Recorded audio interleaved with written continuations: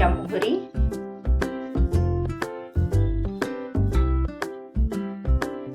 1 चमचा जिरं,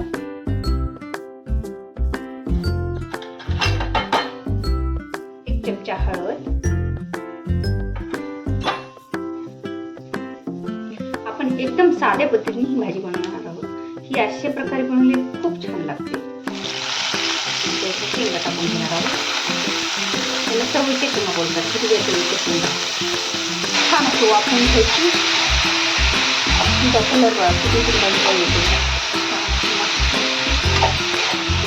चवीला पण खूप छान असते. पूर्ण असं मिक्स करून घ्यायचं छान किती अशा प्रकारे छान अशी भाजी द्यायची. म्हणजे खूप छान लागते चवीला.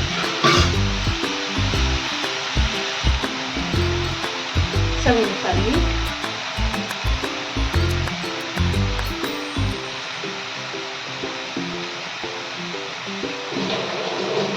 चवीनुसार लाल तिखट आपल्याला हवे असेल त्याप्रमाणे आपण लाल तिखट टाकायचं.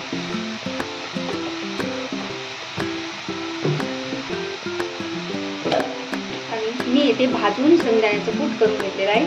ते पण मी टाकायचं. छान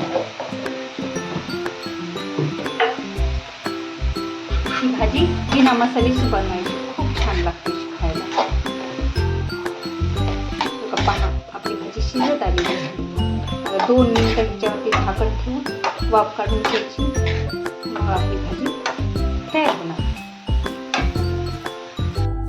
पण या भाजीवरती अशापैकी झाकण ठेवून घेणार आहोत थोडा वेळासाठी आणि छान शिजू देणार आहोत. थोडी वाफली की मग छान अशी तयार होते भाजी. भाजी वाफलेली आहे.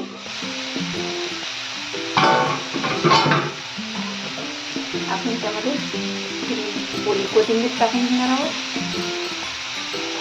परत मिक्स करून घ्यायचं.